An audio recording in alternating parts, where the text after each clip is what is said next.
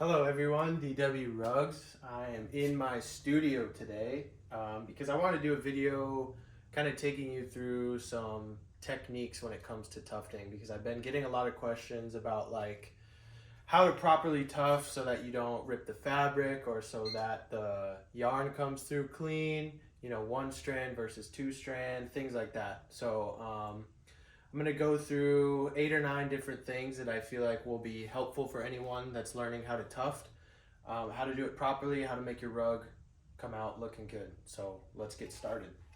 So one of the first things we're going to talk about, just because of the way this rug that I'm working on is set up, I think this would be a good place to start. And that is going to deal with how to manage more intricate lines and how to maneuver the gun properly and things like that. So you see here I have a rug here with a lot of text, lots of curved edges, tight edges, things like that. So I have the white filled in already, and I'm going to fill in the outline with black. And so what I'm going to show you is just how to maneuver the gun. And my best advice for this specific tip is to go in slow spurts with your gun. And what I mean by that is, specifically with this gun, when you activate the trigger, it goes pretty fast, like this. So what I typically do is, as I move through these intricate lines, I'll just do little spurts so that I be sure that I'm being accurate, because you don't want to go too fast and then overlap the yarns or mess up your line or anything like that. So, for example, we'll start here on the straight edge and kind of work our way up into this zone up here.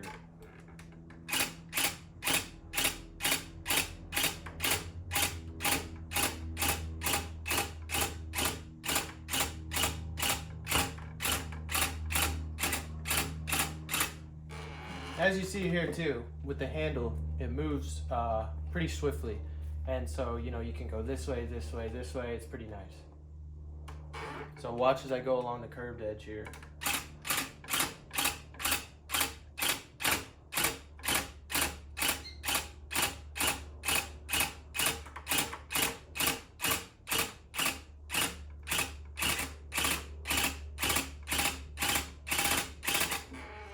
So taking a look, and you can see how, right here I got a little bit off, but as you go slower, you're able to maintain this line a lot better than most. This is a pretty good example right here. I keep it tight, but still keep it on the curve. And if you look on the back side,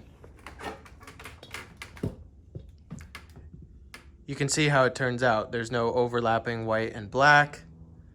It comes through clean. Obviously, it's gonna look better once it's shaved. But that is, kind of the essence of the first tip, is just take things slow, especially when you're going with more intricate lines. It's just gonna make it come through a lot cleaner. You're gonna be able to manage it a lot better. And, there's no need to rush. It is art, so it's gonna take some time. So yeah. Okay, so now we got some stuff filled in and everything. And so we're gonna go through the more basic techniques. And probably the most basic one is, when you're using the gun, go in an upwards motion, not down. Now, obviously, there are points where you are going upside down like this, but the needle is still going in that direction, right? What I mean is, you don't want to go from here and go down, because even there you can see the hole I made. You're just gonna make a hole in the fabric. So just be sure you're always going up like this.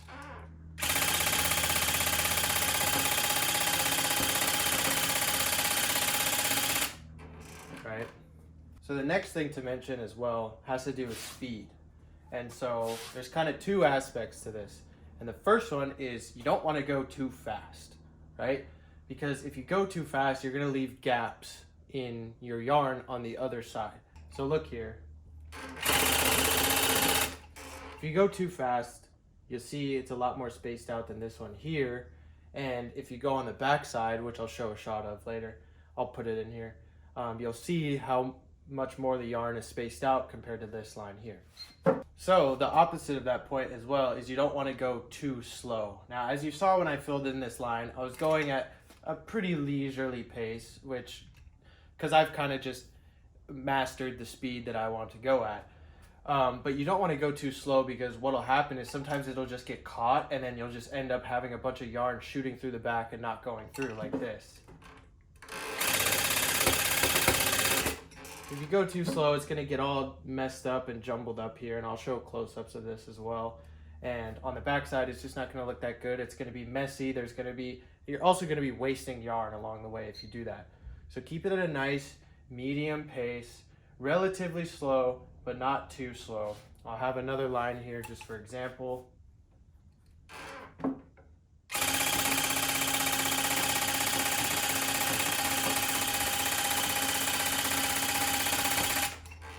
So you can see I'm moving at a pretty consistent rate as well. And so once you find that balance of, because these things are relatively heavy, so once you are able to figure out the weight and the way that it moves, you'll be able to find that nice balance where it just kind of glides and you're more or less just holding it in place while it's just going up.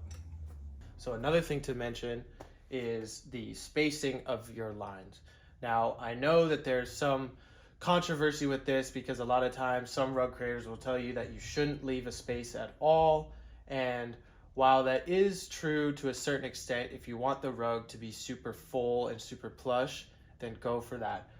What I find is that so you'll see here, the gun has these two bumpers on it next to the needle.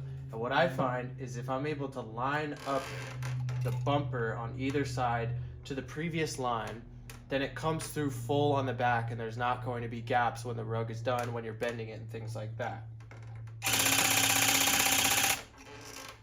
And I'll show a shot on the other side of this as well.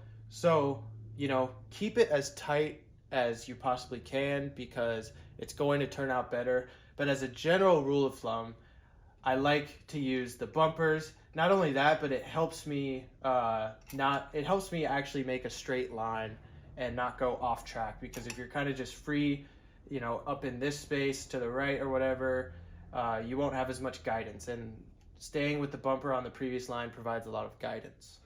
So another topic and a question I get asked quite often is, do I always use one strand? Do I always use two strands of yarn?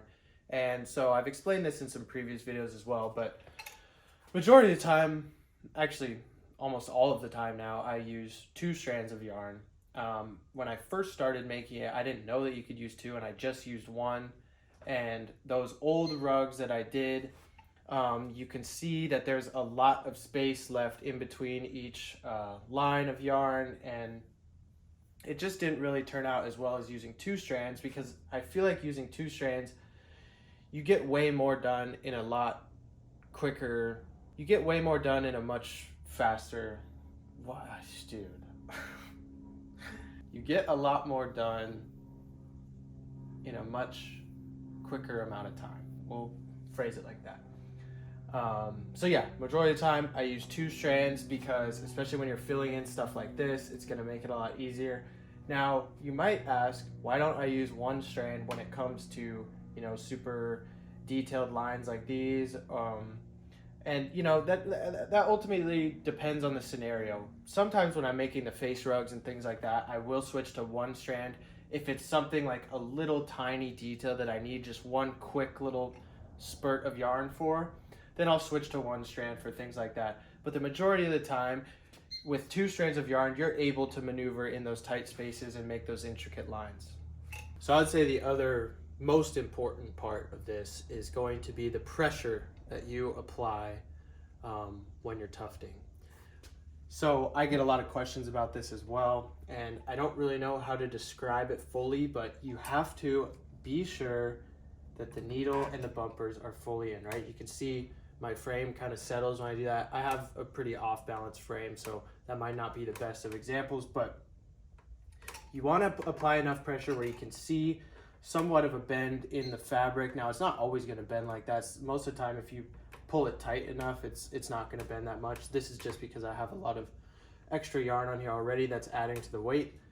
But you want to be sure that you maintain the same pressure throughout the whole line that you're doing, because what you don't want to do is end up ripping your fabric. And if you're more loose like this, where it's kind of held back and you start to go up, those scissors aren't going to stay in the back and they're going to end up cutting through the fabric. And then when you have cut fabric, it's a nightmare and you don't want to have to deal with that.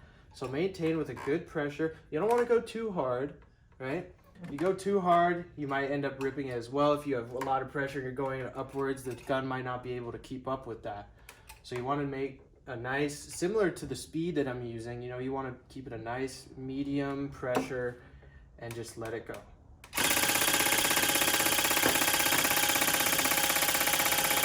You want to maintain that pressure throughout so that you don't risk tearing the fabric.